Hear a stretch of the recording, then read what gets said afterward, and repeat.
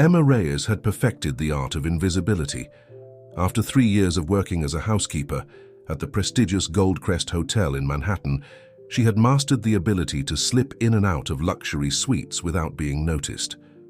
The five-star establishment catered exclusively to New York's elite and visiting dignitaries, people who viewed service staff as moving furniture, present but unworthy of acknowledgement.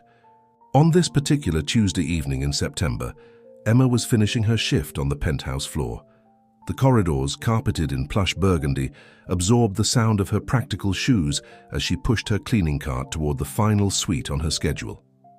The hotel hummed with the quiet energy that descended after the business day concluded, wealthy guests retreating to their rooms after power lunches and board meetings. Emma's mind wandered to her evening plans, a quick dinner before night classes at the community college. At 32, she was determined to complete her business degree, a dream deferred when her father fell ill years ago. Her mother had returned to their native Puerto Rico after his passing, but Emma remained in New York, drawn by its promise of opportunity despite its harsh realities. As she approached Suite 4507, Emma noticed the door was slightly ajar, unusual for the meticulously maintained hotel. She hesitated, listening for sounds that would indicate if the guest was present. Hotel policy strictly prohibited housekeeping from entering occupied rooms unless specifically requested. Through the narrow opening, Emma heard a woman's voice, low and urgent. Something in the tone, a thread of suppressed panic, made Emma pause. "I can't do this anymore, Marcus. He's becoming suspicious." The voice belonged to Vanessa Blackwood, wife of real estate magnate Richard Blackwood, one of the hotel's most valued repeat clients. "Lower your voice," a man replied tersely. "The walls in these places have ears." Emma knew she should walk away, but something kept her rooted to the spot. In 3 years, she had overheard countless conversations, business dealings, marital spats, scandalous affairs, and had always maintained her professional distance. This felt different. "The accident has to happen in Connecticut," Vanessa continued. "The brake lines, it's untraceable. You promised me this would be clean. Richard can't suspect anything." Emma's blood turned cold. She wasn't hearing an affair, she was hearing a conspiracy. "1 week from today," the man named Marcus said. "When he drives to the property viewing, it's isolated, perfect timing." "And then it's over," Vanessa exhaled. "The company, the properties, everything transfers to me." Emma backed away silently, her heart hammering against her ribs. Richard Blackwood, unlike his wife, was one of the few guests who acknowledged Emma's existence. He always greeted her by name, asked about her studies, even left generous tips with handwritten notes of appreciation. The thought of him driving to his death made her physically ill.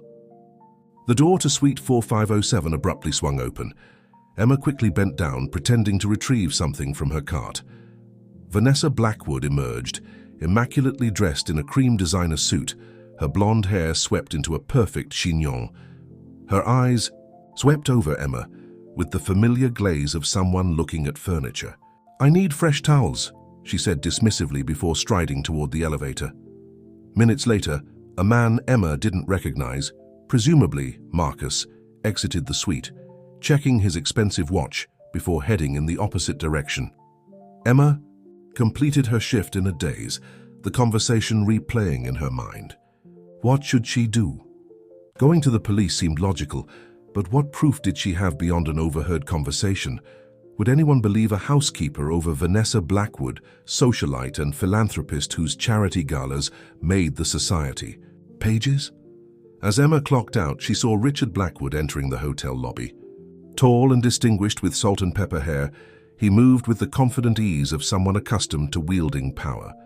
Yet unlike many of his peers, there was a warmth to him that couldn't be attributed to wealth alone. He spotted Emma and smiled. "Evening, Emma. How are the business classes going?" The moment crystallized her decision. She couldn't let this man walk blindly into a trap. "Mr. Blackwood," she began, her voice barely above a whisper, "I need to tell you something important." His expression shifted, registering her distress. "What is it?" "Not here." Emma glanced around nervously. It's about your trip to Connecticut next week. Please don't go. Your life depends on it." Richard's eyes narrowed, but he maintained his composure. "That's quite a statement, Emma. Why don't you explain?" "I can't. Not here," she insisted. "Please just trust me." For a long moment, Richard studied her face. Then, with a slight nod, he handed her his business card. "Call my private number tomorrow. We'll talk then." As he walked away, Emma felt the weight of her decision. She had just inserted herself into the affairs of one of New York's most powerful families. Whether Richard Blackwood believed her or not, she had crossed a line that could never be uncrossed. That night, Emma barely slept. Her small apartment in Queens felt especially vulnerable with every passing siren and street noise. By morning, doubt had crept in. Should she call the number? What if she was wrong? What if she was right but became entangled in something dangerous? Her phone rang at precisely 7:06 a.m., an unlisted number.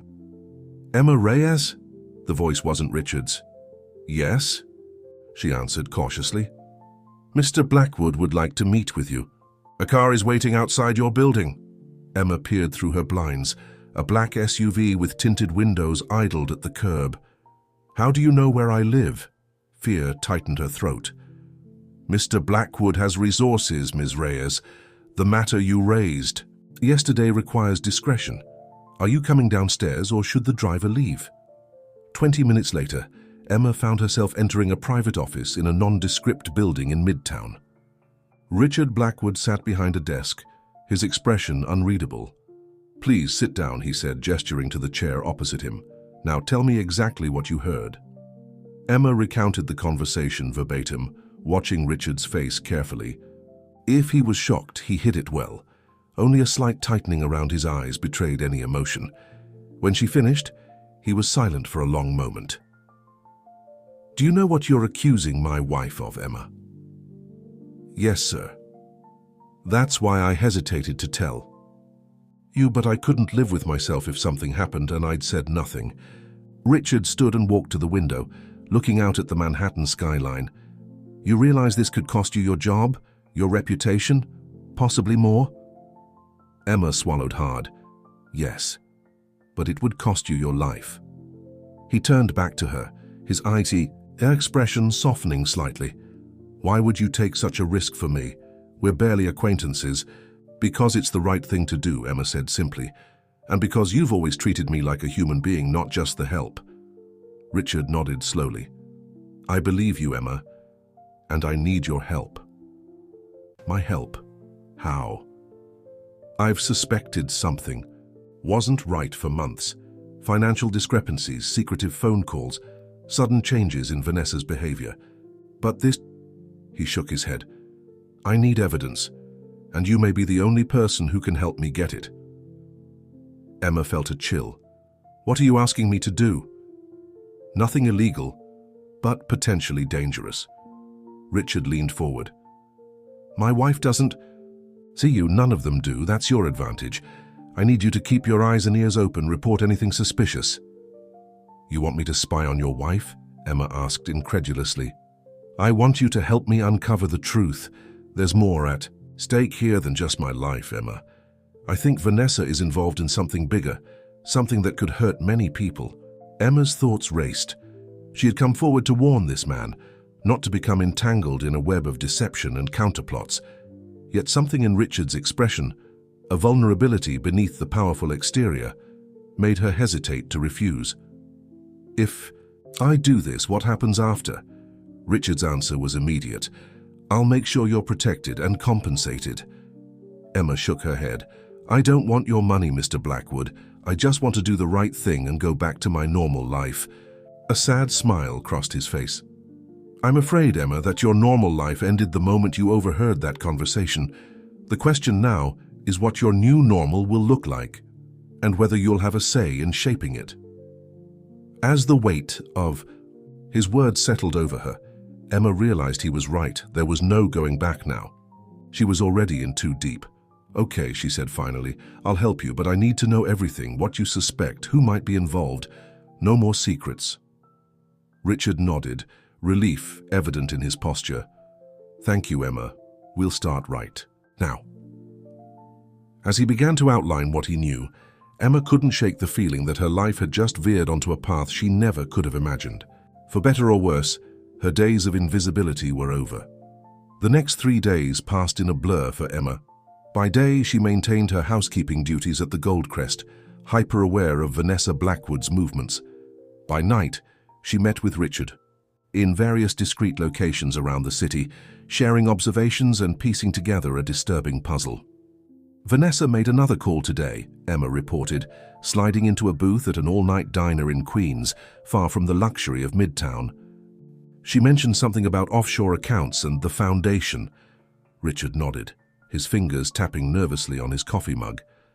The elegant businessman looked out of place in the shabby diner, his designer suit exchanged for jeans and a plain jacket, a weak attempt at anonymity. "The Blackwood Foundation. It's supposedly a charitable organization, but I've had suspicions about its finances for months." "You think she's using it to hide money?" "I think it's worse than that." Richard leaned forward, lowering his voice.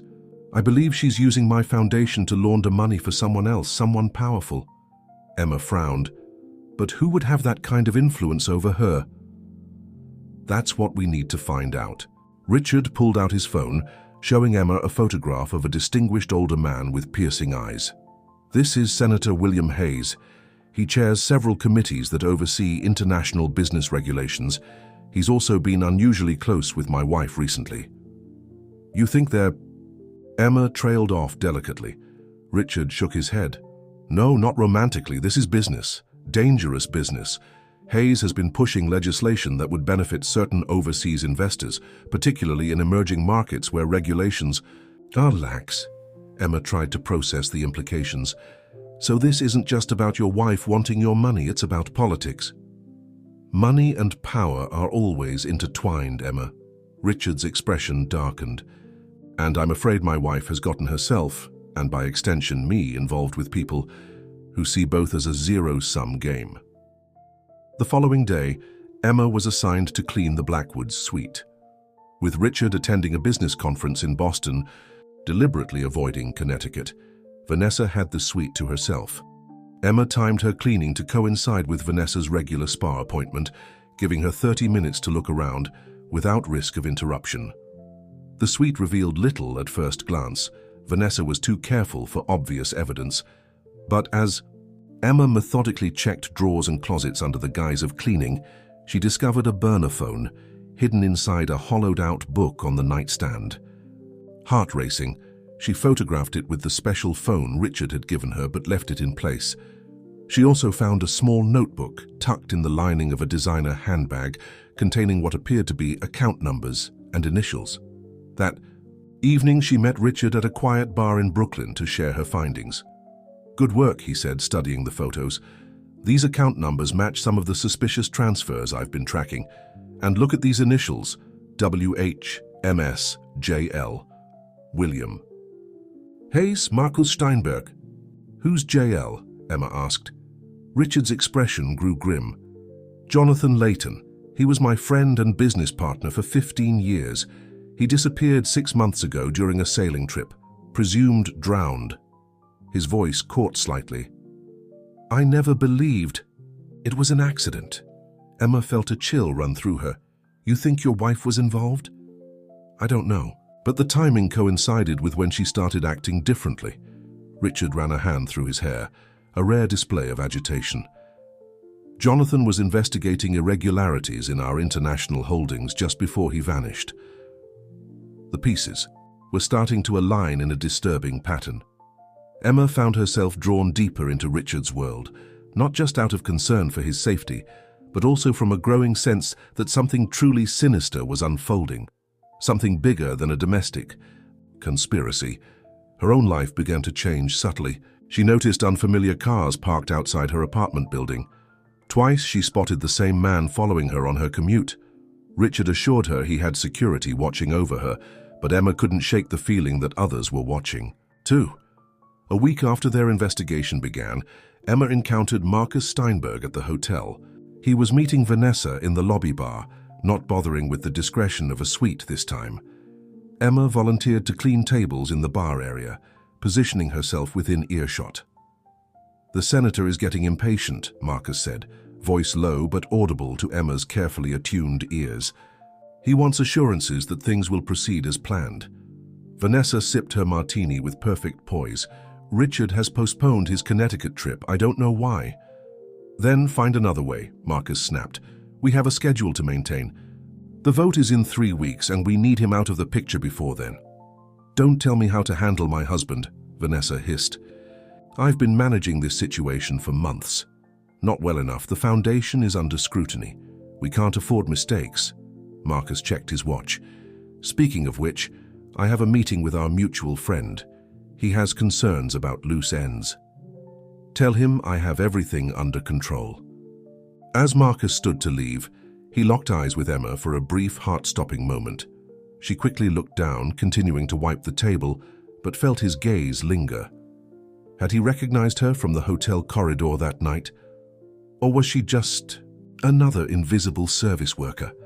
Later that night, Emma's phone rang as she was preparing for bed. It was, "Richard. Emma, I need you to meet me right now. It's urgent." Something in his tone alarmed her. "What's happened?" "Not over the phone.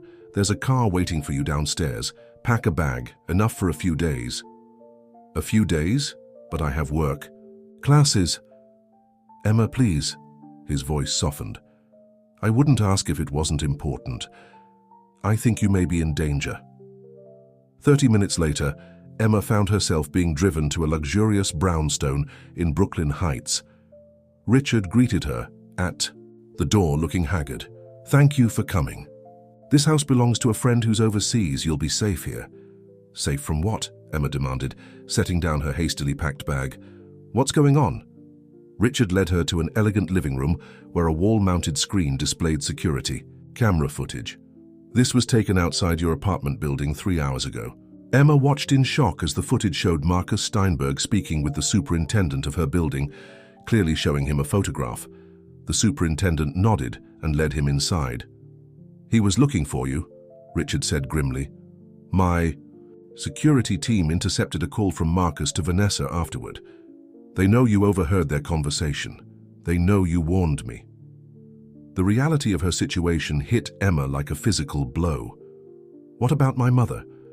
"If they found me..." "I've already arranged protection for her in Puerto Rico," Richard assured her, "and I've called the hotel, told them you had a family emergency. Your job will be waiting when this is over." "When will that be?" Emma asked, suddenly feeling the weight of her involvement. Her simple life, work, school, quiet evenings with books or friends, seemed impossibly distant now. "Soon, I hope." Richard sat beside her. "I've been gathering evidence against Vanessa and her associates for months. With what you've helped me discover, we're close to having enough to take to the authorities. Why not go to them now?" "Because we're dealing with powerful people, Emma. People with influence over law enforcement, the justice system. We need irrefutable evidence and the right allies." He hesitated. "There's someone I want you to meet tomorrow. Someone who can help us." "Who?"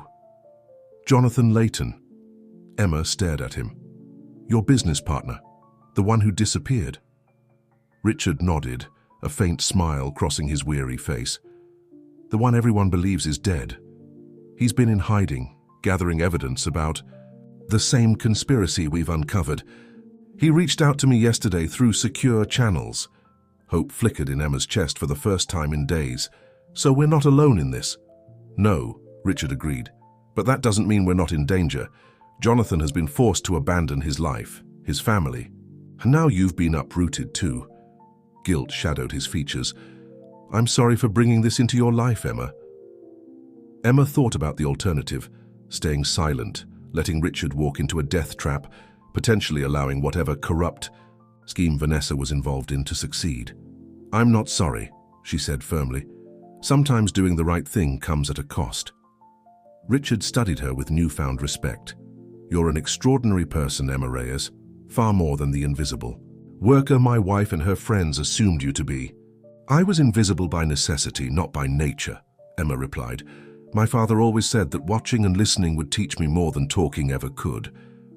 "Your father was a wise man," He was. Emma felt a pang of loss, remembering her father's gentle strength. He believed in justice above all else. He would have wanted me to help you.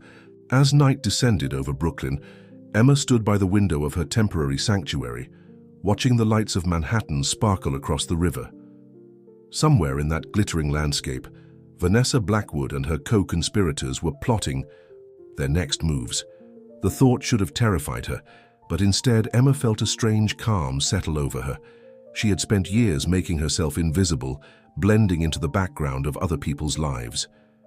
Now, paradoxically, her safety depended on remaining unseen for a different reason, not as a forgettable service worker, but as a key witness to a conspiracy that reached into the highest levels of power. Tomorrow, she would meet a dead man and learn more about the dangerous web she had stumbled into. Tonight, in this quiet moment between exposure and action, Emma allowed herself to acknowledge a surprising truth. Beneath her fear and uncertainty lay a current of exhilaration. For the first time in years, she felt fully alive, her existence consequential in ways her routine life had never allowed. As Richard worked in the next room, making calls and reviewing documents, Emma made a silent promise to herself. Whatever came next, she would face it with the same courage and integrity that had prompted her to warn Richard in the first place. She was no longer just a housekeeper or a student. She was a woman who had chosen to stand against corruption, whatever the cost. The man sitting across from Emma barely resembled the polished executive in Richard's photograph. Jonathan Layton's once clean-shaven face now bore a thick beard, and his formerly tailored appearance had given way to utilitarian clothing that helped him blend into crowds. Only his eyes remained unchanged, sharp and assessing as they studied Emma across the kitchen table of a modest cabin in the Catskills. "So you're the housekeeper who upset their entire operation," Jonathan said, a hint of admiration in his voice. "Richard told me what you did. It took courage." Emma shifted uncomfortably under his scrutiny. "I just did what anyone would do." "No," Jonathan shook his head firmly. "Most people would have walked away. Self-preservation is a powerful instinct." Richard entered from the adjoining room carrying a laptop. "Emma deserves every bit of your respect, John. Without her, I'd be heading to a fatal accident in Connecticut right now." The three of them had arrived at the remote cabin before dawn, taking a circuitous route involving multiple vehicle changes and careful anti-surveillance measures. Emma had slept fitfully, in the car, waking to find herself in dense woods miles from the nearest town.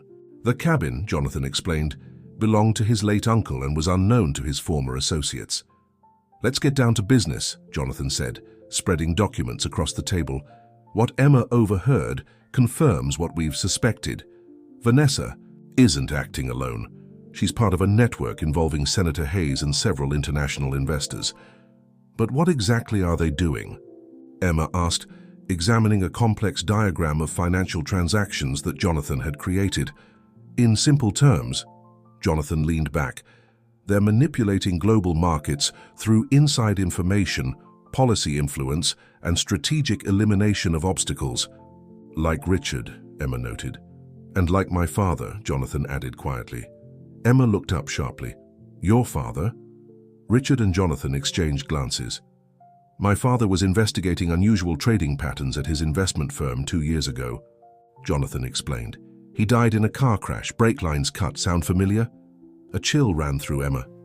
They used the same method they planned for Richard.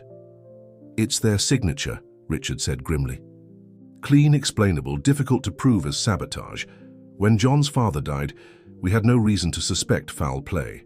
It was only later, when John found discrepancies in his father's files, that we began to question it. That's when I started looking into my father's cases," Jonathan continued.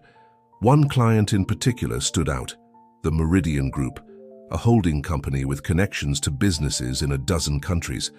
Their primary legal counsel was Marcus Steinberg." "The man who was with Vanessa," Emma murmured. "Exactly. I traced irregular financial movements through Meridian's subsidiaries, all coinciding with major policy decisions influenced by Senator Hayes.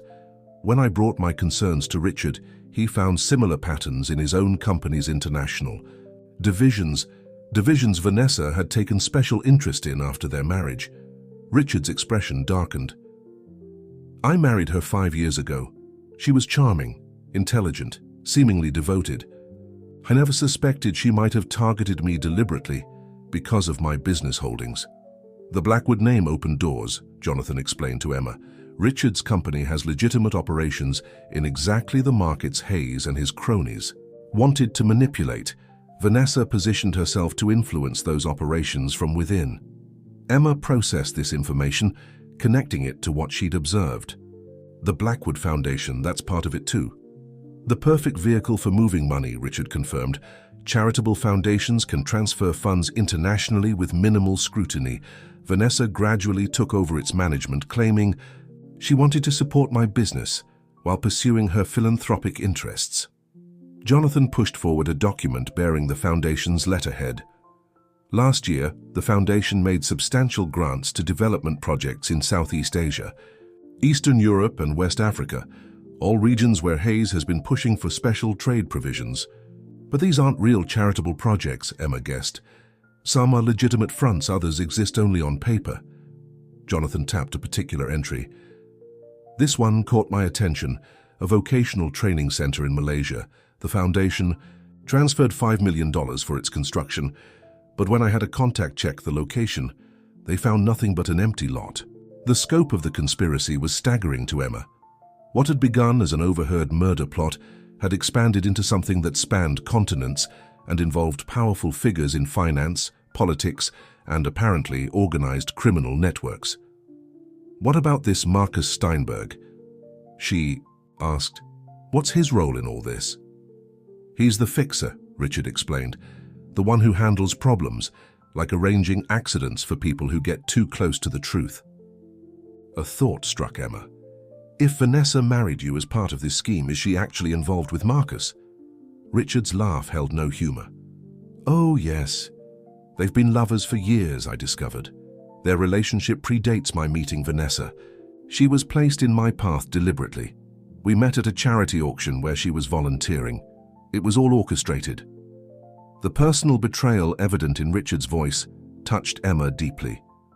Beyond the financial conspiracy and physical danger, he had been manipulated in the most intimate way possible. I'm sorry, she said simply. Richard nodded in acknowledgement. The question now is what to do with everything we know. We have patterns and suspicions, but not enough hard evidence for federal prosecutors to move against someone as powerful as Hayes. That's why I reached out now, Jonathan said. I've identified where they're keeping their documentation, the real records of their transactions, the ones that would prove everything. Where? Richard and Emma asked simultaneously. Vanessa's family estate in the Hamptons. The older section of the property includes a renovated carriage house with a hidden safe room.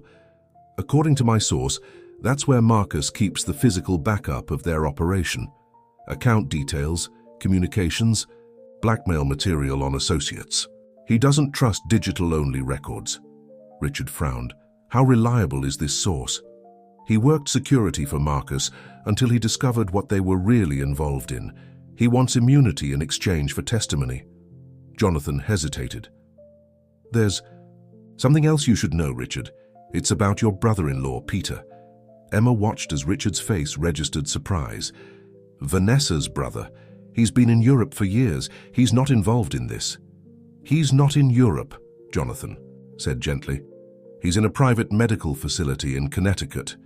Has been for the past 3 years. What? Richard looked genuinely shocked. Vanessa told me he was managing their family's European properties. We exchanged Christmas cards, for God's sake.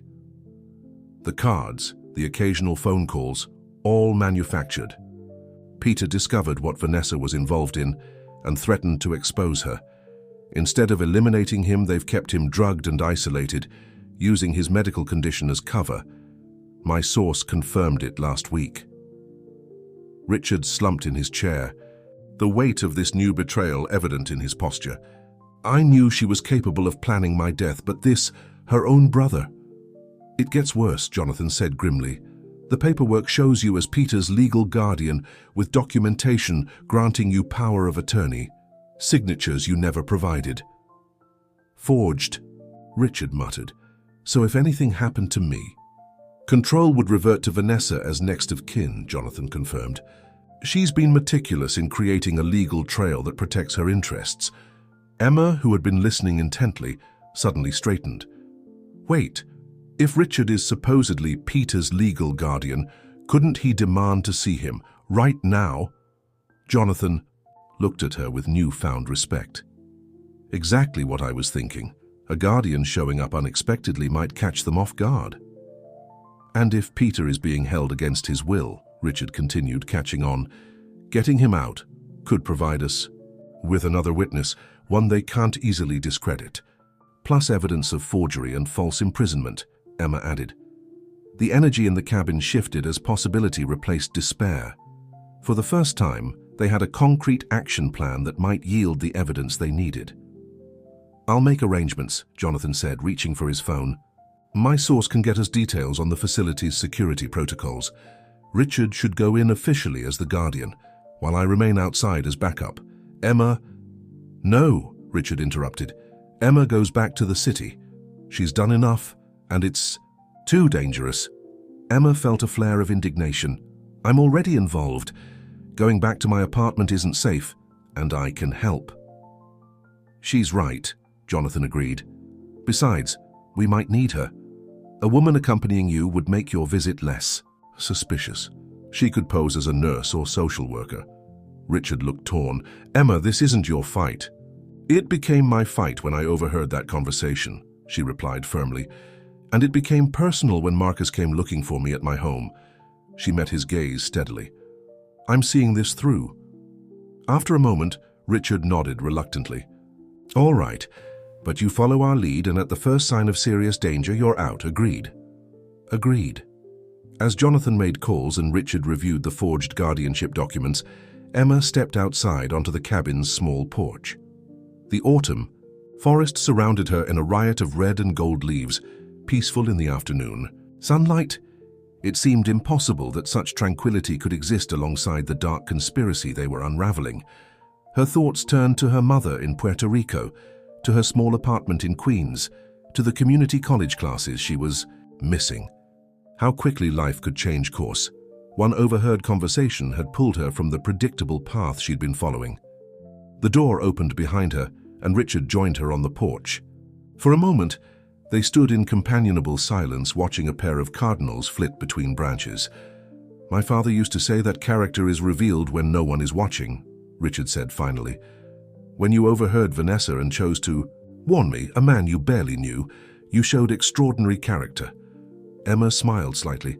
My father had a similar saying.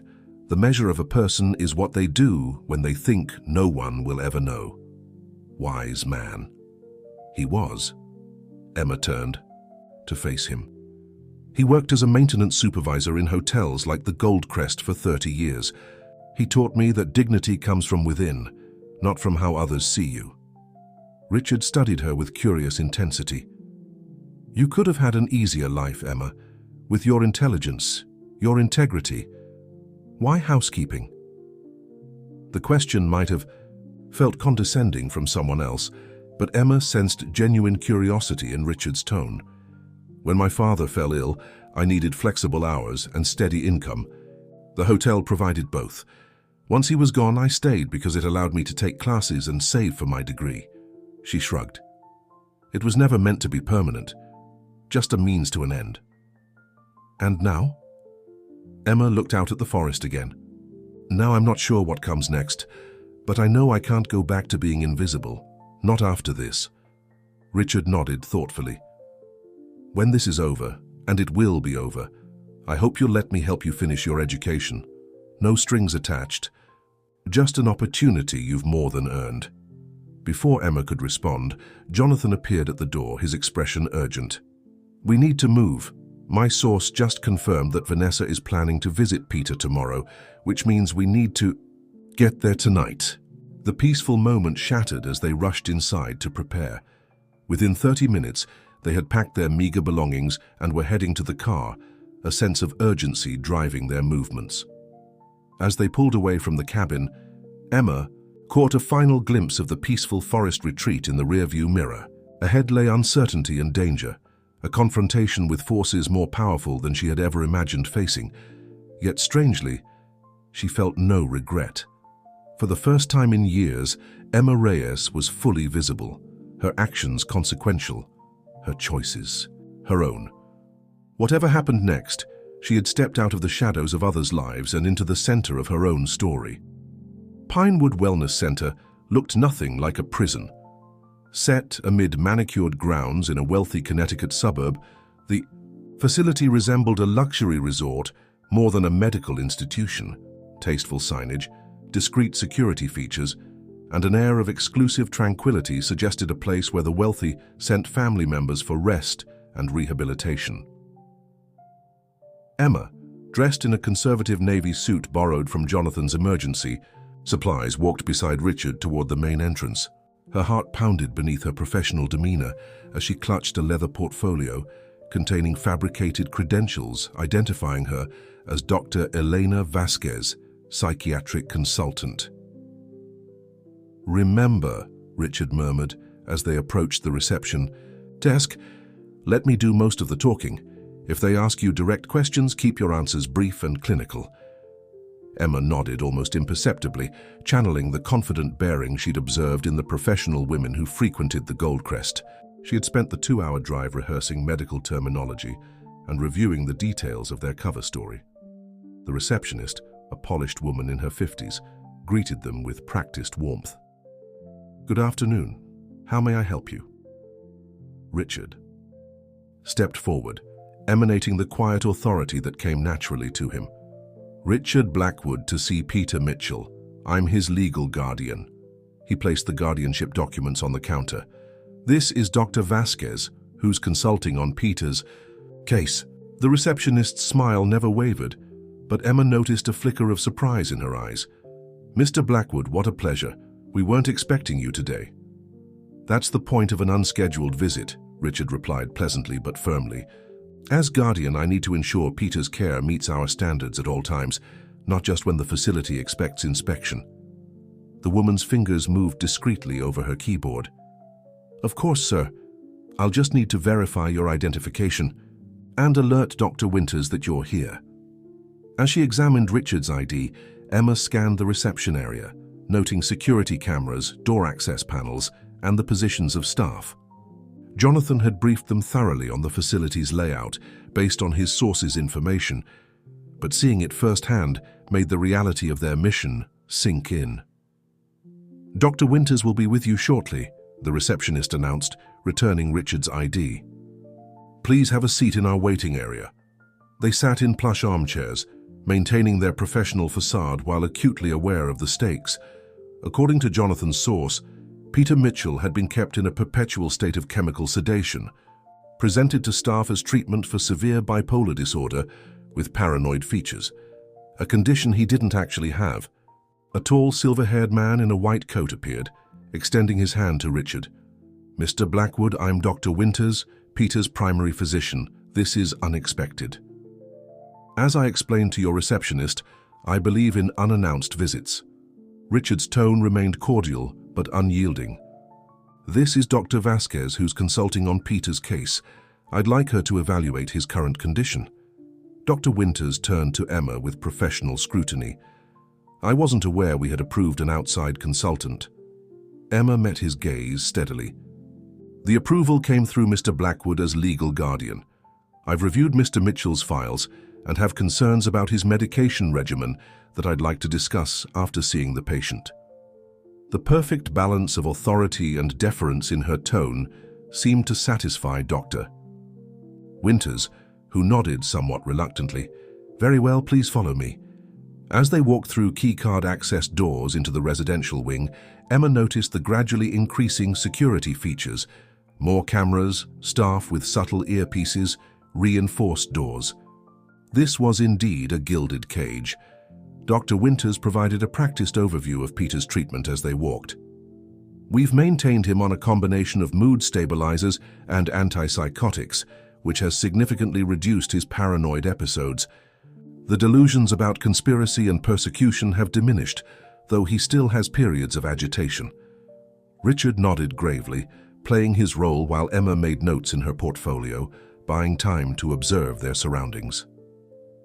According to their plan, Jonathan should now be accessing the facility's security system through a back door provided by his source, creating a narrow window for their escape. They arrived at Peter's suite, a spacious, well-appointed room with the institutional aspects carefully disguised as luxury. On a couch by the window sat a man in his early 40s, gazing listlessly at the manicured gardens outside.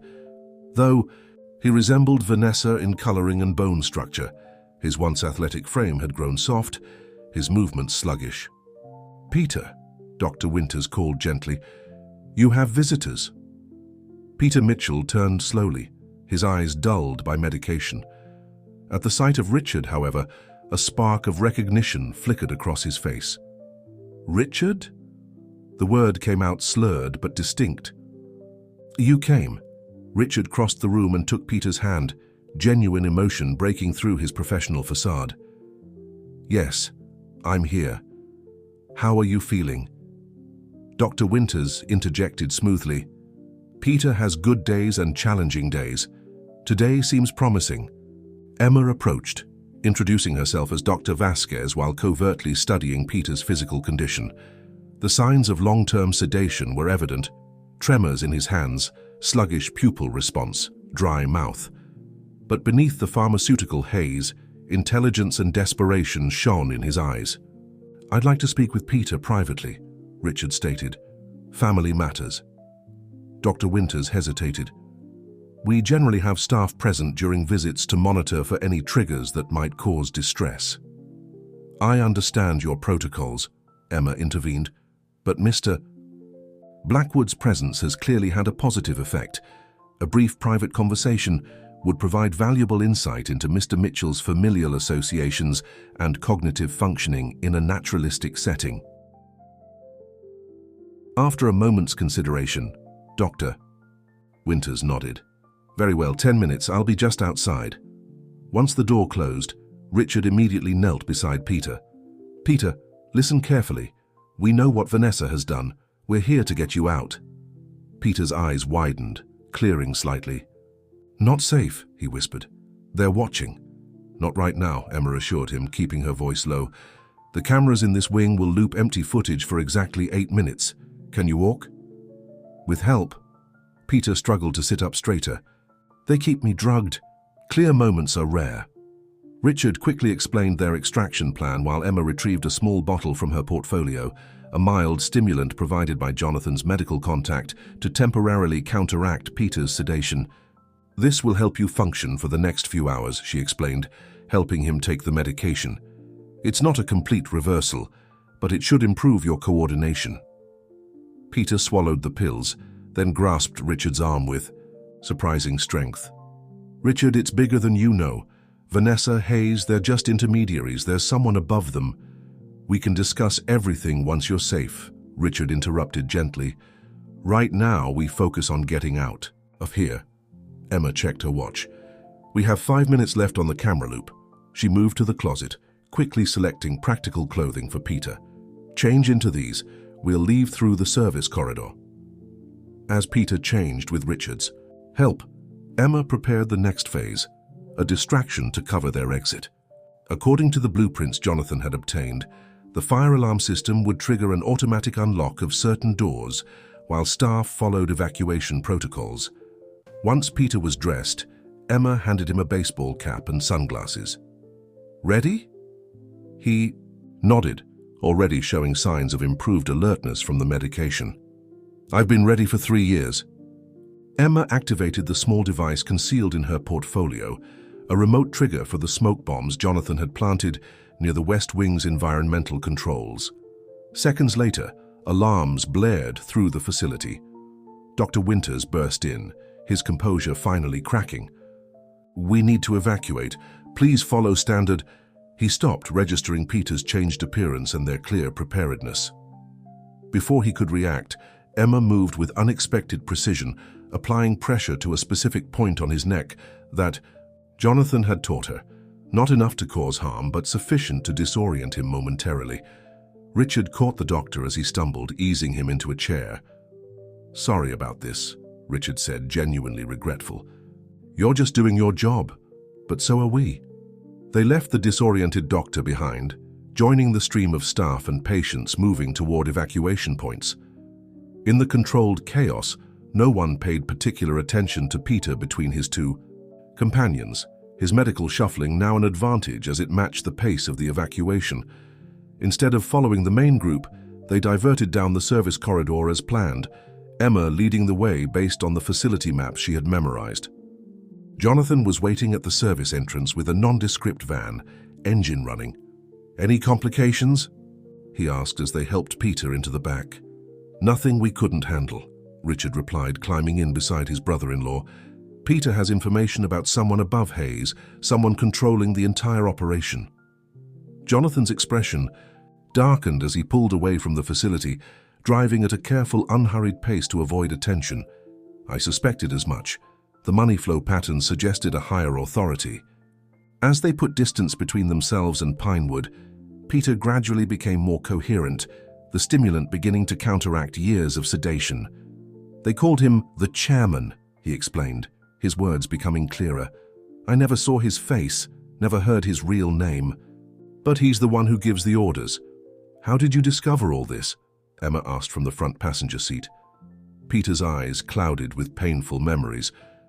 "I was managing our family's actual European investments when I noticed discrepancies, money, being funneled through our accounts without proper documentation. When I confronted Vanessa, she tried to placate me, claimed it was a special project with Senator Hayes." He paused, gathering strength before continuing. "I didn't believe her, so I did my own investigation, traced the money to offshore accounts linked to companies I'd never heard of. When I dug deeper, I found connections to weapons deals, market manipulation, bribes to officials in developing countries." "That's when they put you away," Richard surmised. Peter nodded. "Vanessa invited me home, claimed she wanted to explain everything. Next thing I knew, I woke up at Pinewood, diagnosed with paranoid delusions. Every time I tried to tell the truth, they increased my medication." The van grew quiet as they absorbed the horror of his situation, betrayed by his own sister, imprisoned. In a chemical straitjacket, his identity essentially erased. "Why keep you alive?" Jonathan asked the question they were all thinking, given what they've done to others who threatened their operation. "Insurance," Peter replied grimly. "Vanessa kept me as leverage against the chairman. My existence, and the evidence, I gathered, was her protection if the arrangement ever soured." "Where is this evidence?" Richard asked urgently. "Hidden where only I could find it. It's why they couldn't risk eliminating me completely." Peter managed a weak smile. "I may have been drugged, but I had moments of clarity. I led them to believe the evidence would be automatically released upon my death." Emma turned to look at him with newfound respect. Even imprisoned and drugged, he had maintained the presence of mind to create a contingency plan. "We need to get to this evidence," Jonathan said, "before Vanessa realizes Peter is gone and moves. It's not that simple," Peter cautioned. "The evidence is secured in multiple locations with triggers and fail-safes. In my condition, I need time to remember all the details correctly." "Time is something we don't have much of," Richard warned. "Once they discover you're missing, Vanessa will know I'm involved. Every property, account, and connection I have will be under surveillance." "Not every connection," Emma said thoughtfully. "They still don't know about Jonathan. And they certainly don't know about my mother's house in Puerto Rico." The three men looked at her with varying degrees of surprise. "It's remote, paid for in cash years ago, not connected to my name or address in any system," Emma explained. "My mother has been staying with her sister since Richard arranged protection for her. The house is empty but maintained." Jonathan considered this. It could work. International but US territory, outside their immediate reach but still accessible. "We'd need clean documentation, transportation that can't be traced," Richard mused. "I can arrange that," Jonathan assured him. "But first we need a secure location for tonight while I make preparations, and Peter continues to detox from the medications. Emma hesitated, then offered, "I have a friend, a nursing student who works night shifts. Her apartment in the Bronx is available during the day and she owes me a favor. No connection to any of you." Richard nodded appreciatively. "Perfect. Make the call." As Jonathan drove toward New York City, night falling around them, Emma reflected on the extraordinary turn her life had taken. A week ago, she had been an invisible housekeeper, focused on completing her business degree. Now she was part of an operation to expose corruption at the highest levels of power, fleeing with a rescued prisoner toward an uncertain future. Peter had drifted into an exhausted sleep, the combination of stimulants and years of sedatives, creating a physical aftermath that would take time to resolve. Looking at his vulnerable form, Emma felt a surge of protective determination. Whatever came next, there would be no turning back, for any of them. The lights of the city appeared. On the horizon, a galaxy of possibilities and dangers. Somewhere in that sprawling metropolis, Vanessa Blackwood and her co-conspirators continued their operations, unaware that their carefully constructed world was about to unravel. Emma sent a text to her friend, arranging for the temporary safe house. As she put her phone away, she caught Richard watching her in the dim light of the van. "Thank you," he said simply. She nodded, understanding the depth of gratitude behind those two words. They were no longer merely accomplices in an investigation. They had become something more. Partners, perhaps, or something that didn't yet have a name.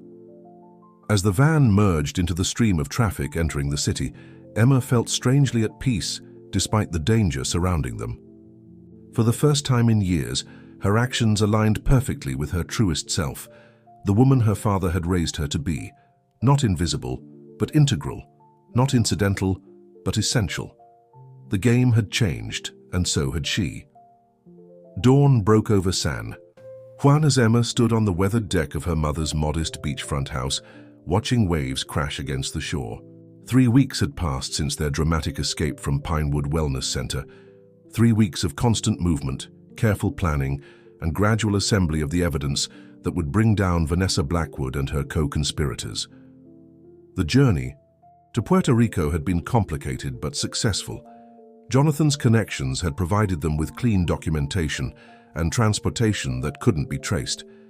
Peter's condition had improved steadily as the medications cleared his system, his mind sharpening even as his body struggled to regain its former strength.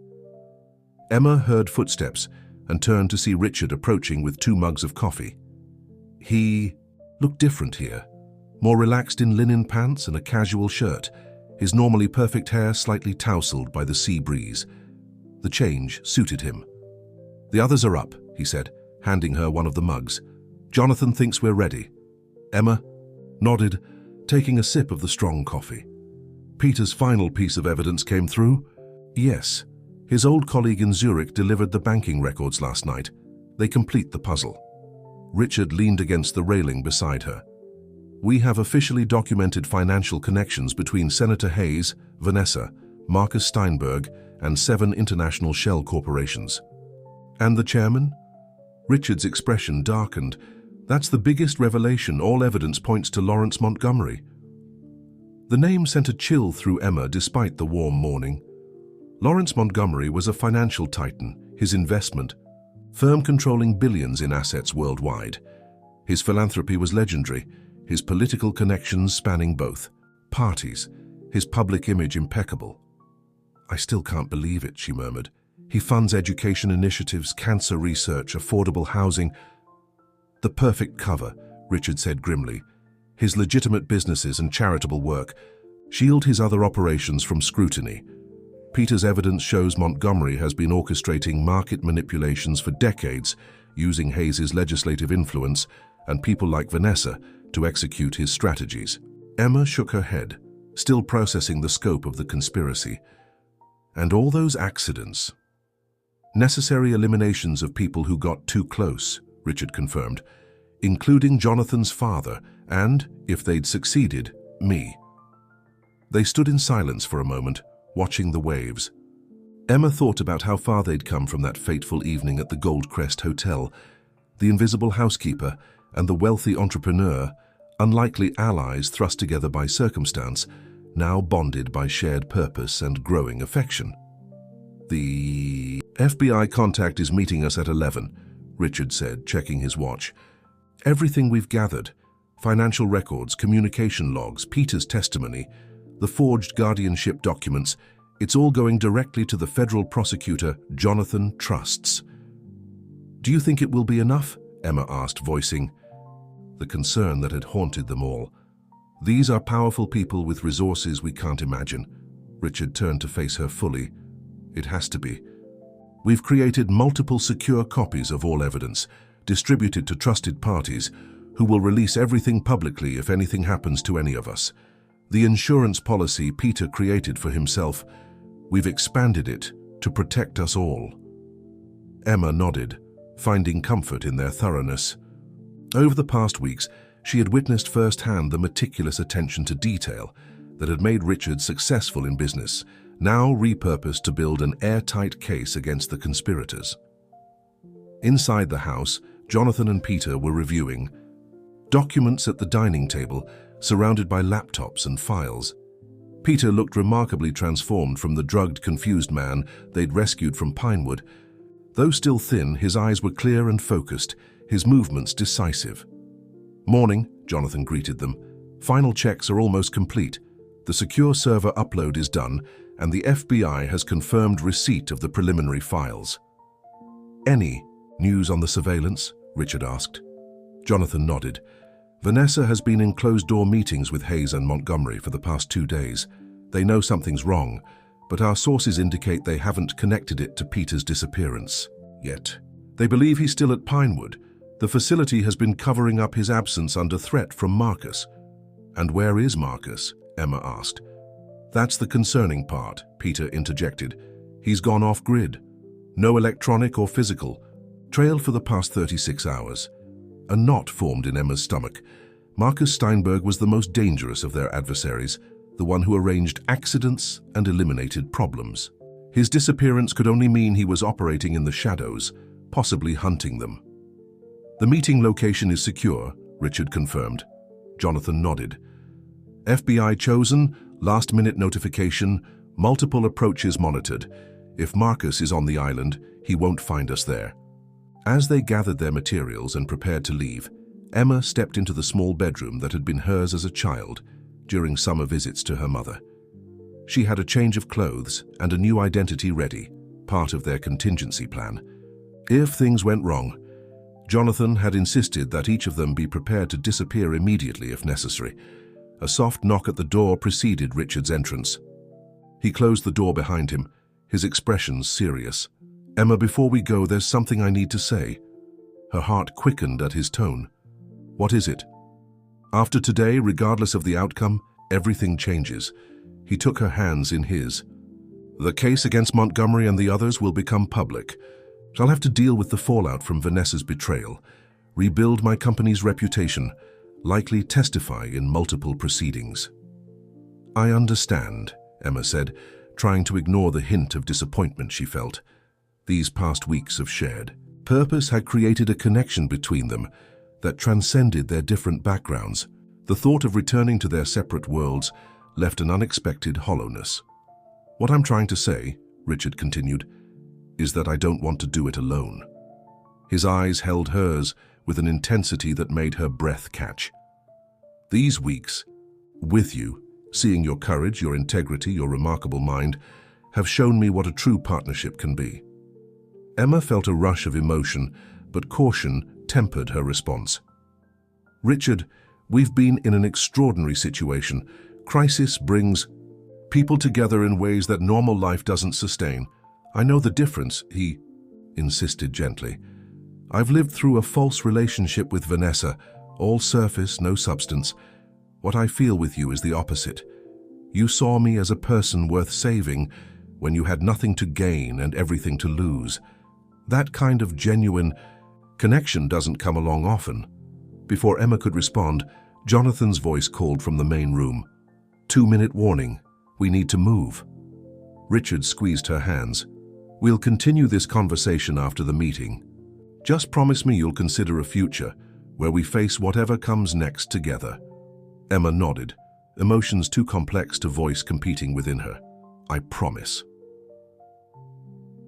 The drive to the meeting location, a secluded government facility on the outskirts of San Juan, passed in tense silence.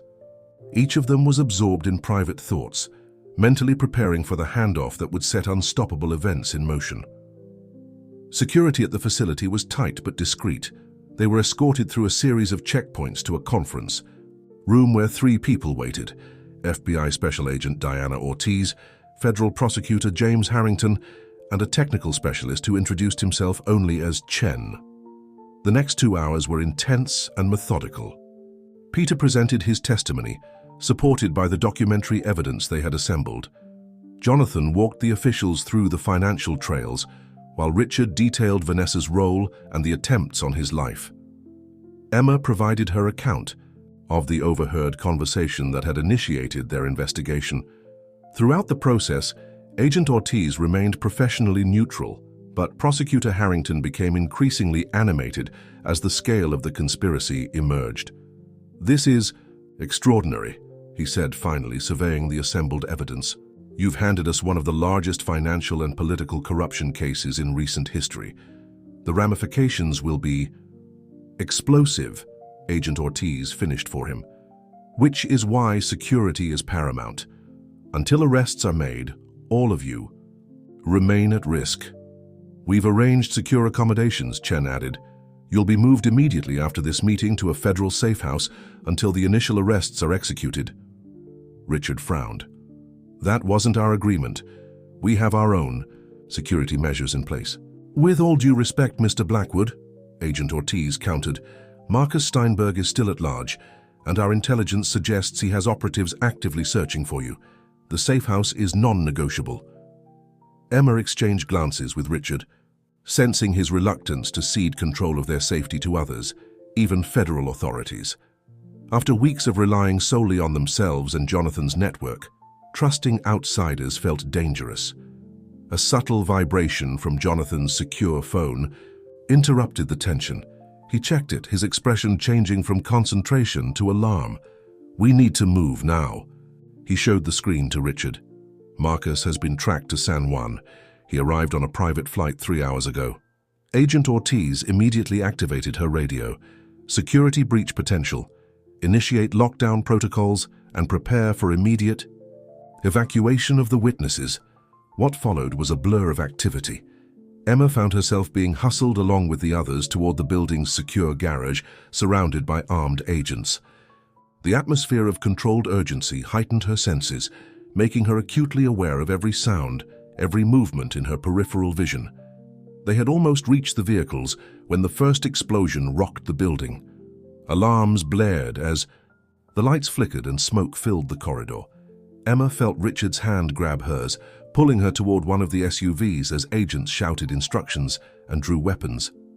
"It's a diversion," Jonathan yelled over the chaos. "He's trying to flush us out into an ambush." Agent Ortiz made a split-second decision. "Change of plan. We separate, different vehicles, different destinations. Chen, take Mr. Mitchell and Mr. Layton in the first vehicle. Harrington, you're with Mr. Blackwood and Ms. Reyes in the second. I'll coordinate from here." As they rushed toward the designated vehicles, a second explosion, closer this time, sent debris raining down from the ceiling. Emma stumbled, momentarily losing her grip on Richard's hand. In that instant of separation, chaos erupted around them. Armed men in tactical gear appeared at the far end of the garage, engaging the FBI agents in a firefight. Emma froze in shock until Richard yanked her behind a concrete pillar for cover. "Stay down," he ordered, scanning for a path to their assigned vehicle. Across the garage, Emma saw Peter and Jonathan being hustled into the first SUV, which immediately accelerated toward the exit, agents providing covering fire. Their vehicle made it through, disappearing from view as the garage door began to close behind it. "Now!" Richard pulled Emma toward their waiting SUV, where Harrington was already in the back seat, clutching the duplicate evidence files. They were halfway there when Emma spotted a figure moving with purpose through the smoke. Marcus Steinberg, his normally immaculate appearance replaced by cold efficiency, a weapon in his hand.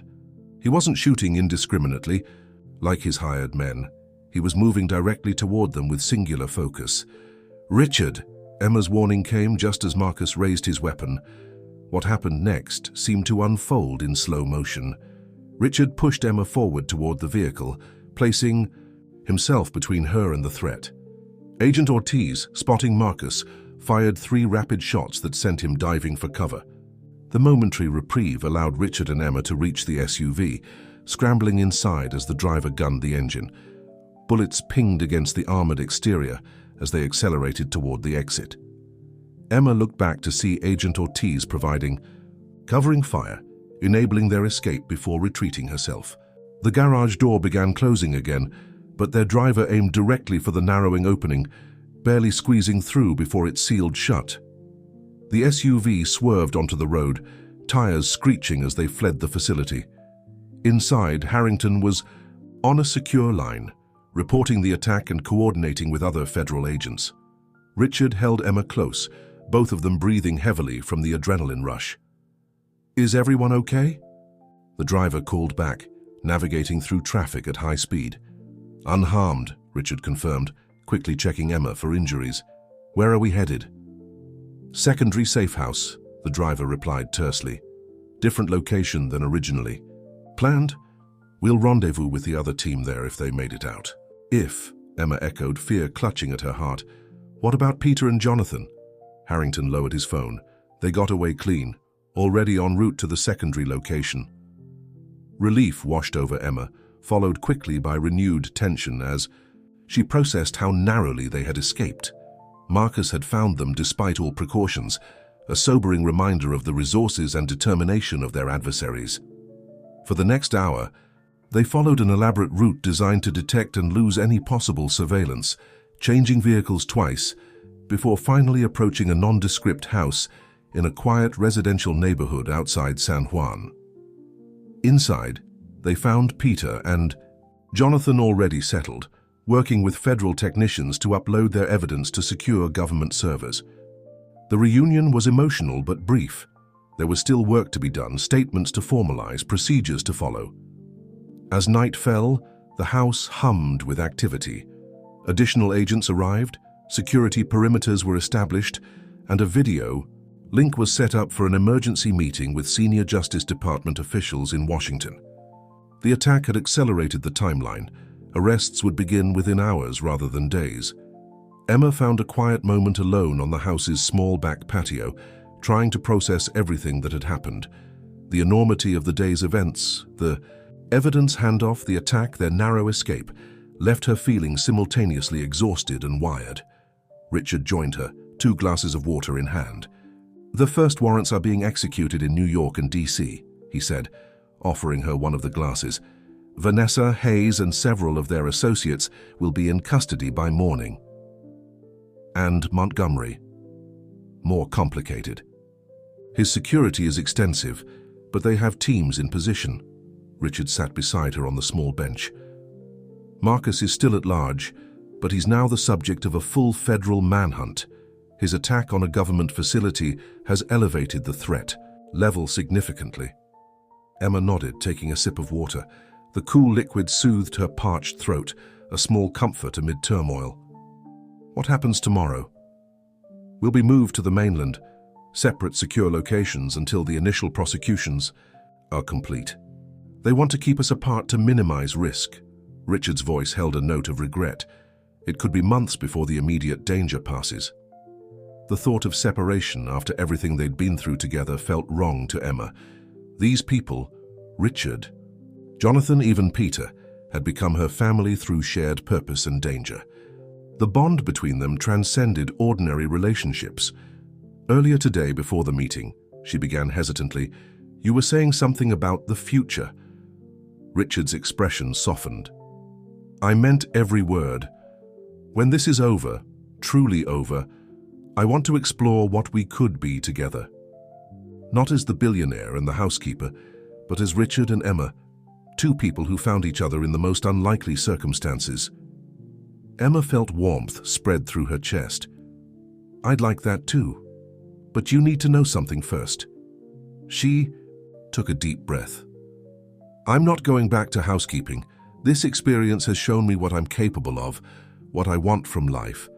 I'm finishing my business degree, starting the career I've always dreamed of." Richard's smile was radiant. "I wouldn't expect anything less. The woman who had the courage to warn a stranger about a murder plot isn't meant to remain in the background of life." A gentle knock at the patio door interrupted them.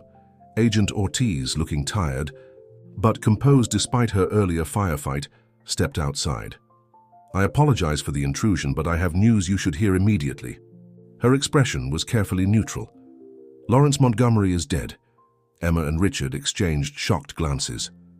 "How?" Richard demanded. "Apparent suicide in his Manhattan penthouse minutes before agents arrived with the arrest warrant." Ortiz's tone conveyed professional skepticism. "A note was found, but its authenticity is being verified." "It wasn't suicide," Richard said flatly. "Montgomery would never take that path."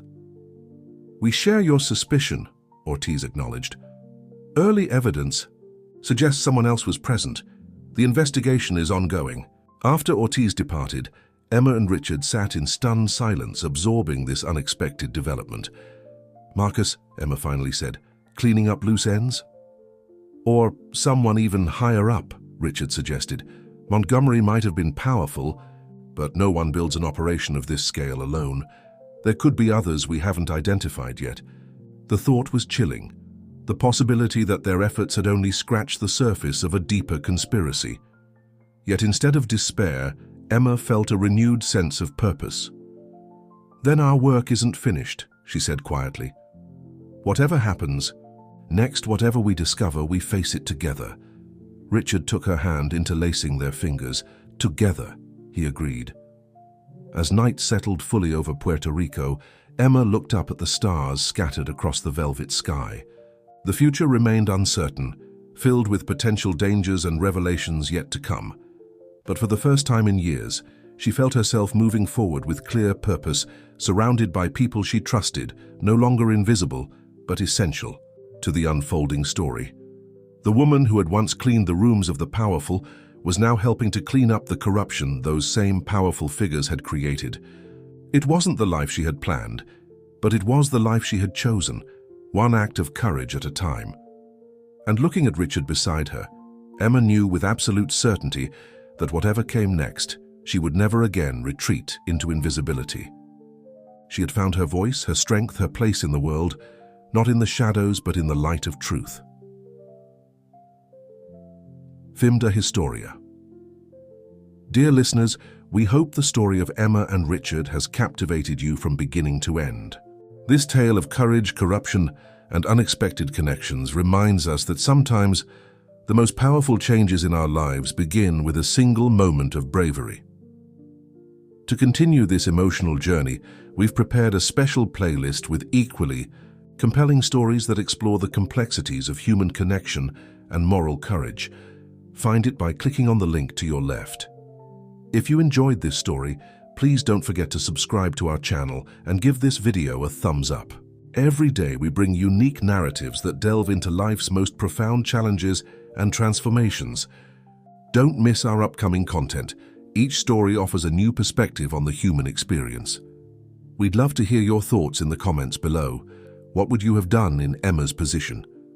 Join the conversation and become part of our storytelling community. Until next time, remember that sometimes the most extraordinary journeys begin with the simplest acts of courage.